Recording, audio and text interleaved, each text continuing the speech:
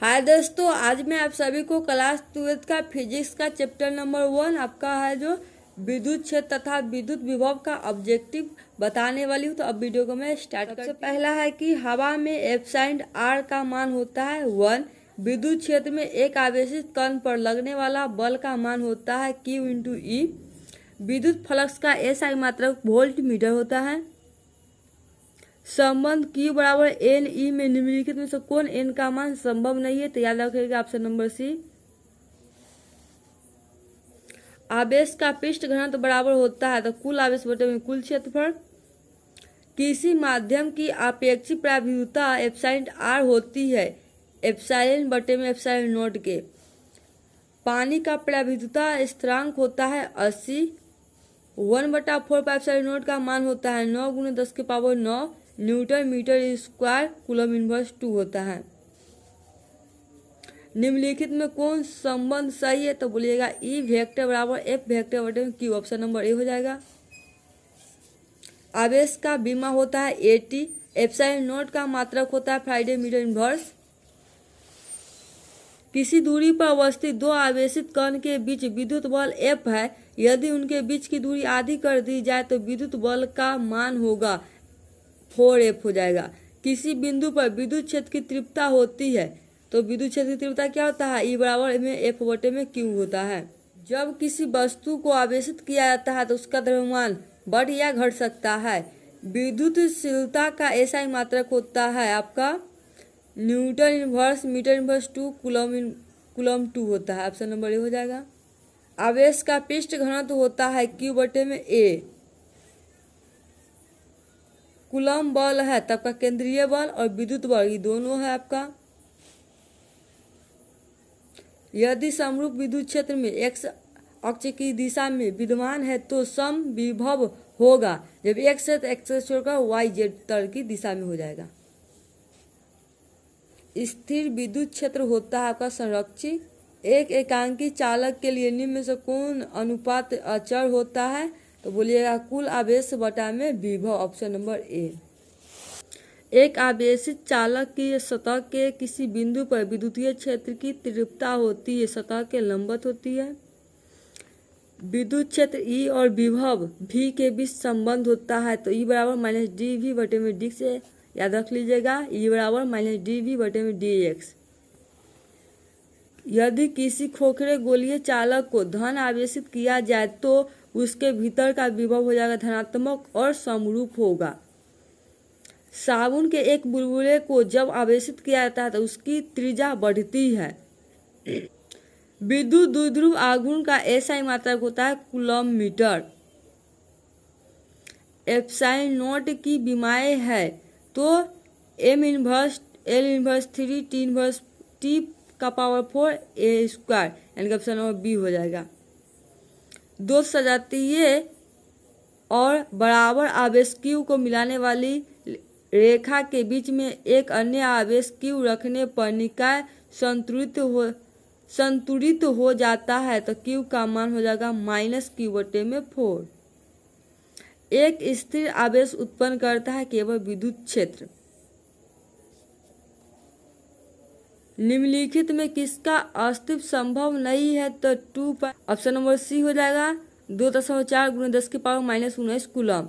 मुक्त आकाश की प्राविद्युता epsilon note होती है तो एप्साइलन नोट का मान क्या हो जाता है? तो बोलिएगा 8.85 × 10⁻12।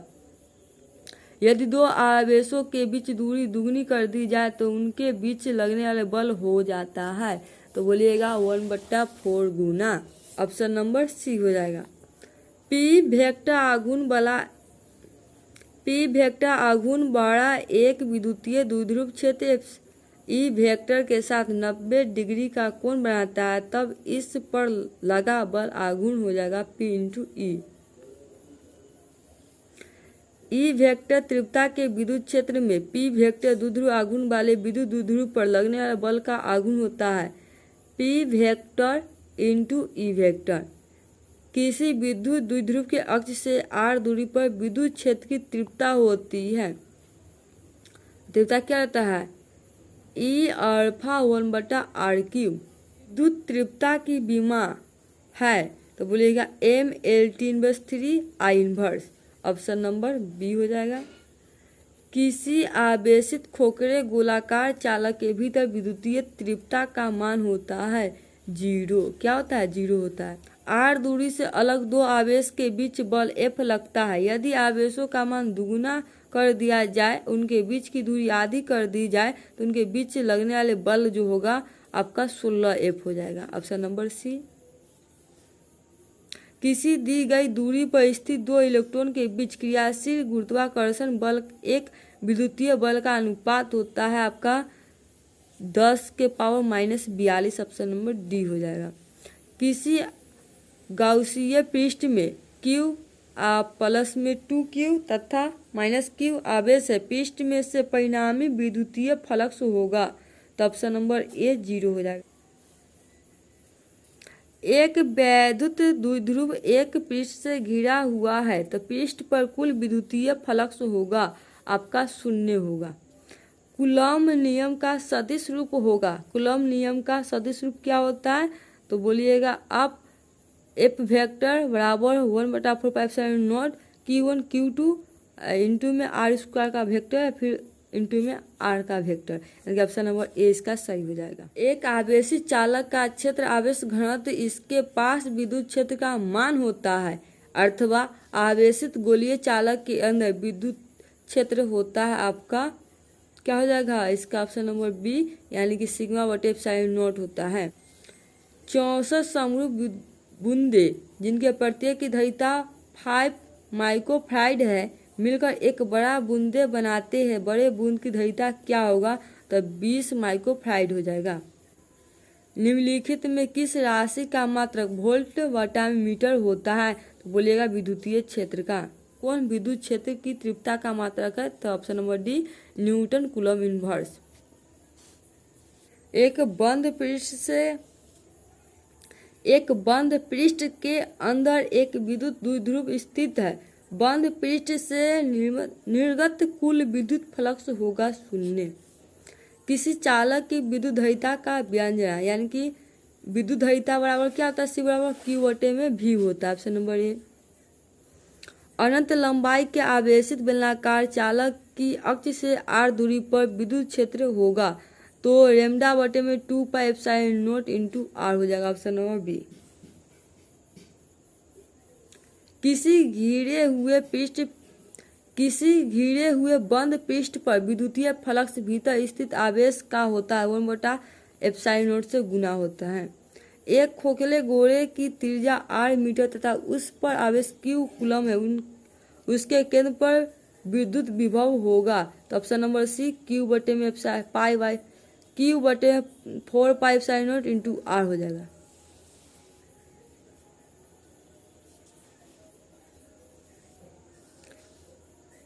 किसी विद्युतीय क्षेत्र में चालक को रखने पर उसके अंदर विद्युतीय क्षेत्र का मान आपका क्या होता है? 0 होता है।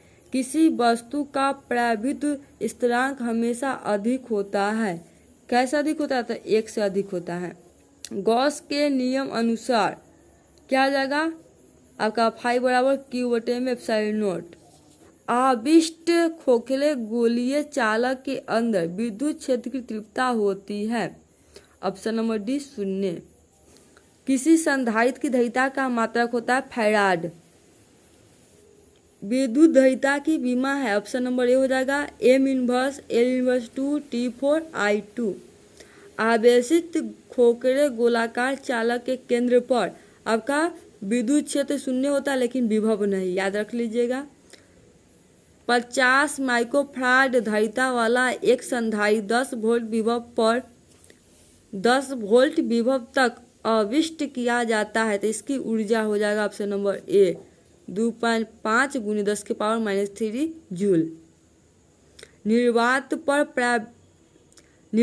पर परावैद्युतांक होता है, तो 8.85 × 10⁻12 फैराड मीटर होता है। ऑप्शन नंबर ए हो जाएगा।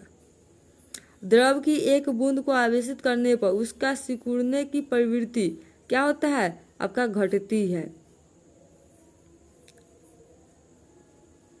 यदि कई संधारित्र प्रबंध हो तो उसके समूह से उच्चतम धारिता प्राप्त करने के लिए उन्हें जोड़ना चाहिए। किसमें? समांतर क्रम में। किसमें जोड़ना चाहिए? तो समांतर क्रम में। किसी संधारित्र पर आवेश की स्थिर ऊर्जा का व्यंजक है आपका हाफ CV²। Option number 1। जब समांतर पत्रिका वायु संधारित्र की पत्रिकाओं के बीच की दूरी बढ़ती जाती है तब इसकी धारिता क्या होती है? घटती है।